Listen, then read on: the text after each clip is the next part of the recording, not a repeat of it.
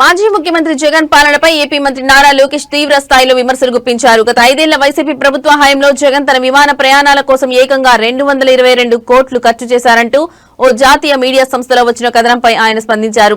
దీనిపై లోకేష్ సోషల్ మీడియాలో ట్వీట్ చేశారు. రాష్ట్రంలో ప్రజలు ఉద్యోగాలు, కనీస సౌకర్యాలు లేక తీవ్ర ఇబ్బందులు పడుతుంటే అప్పటి సీఎం జగన్ మాత్రం ప్రజాధనాన్ని దుబారా చేశారని ఆరోపించారు.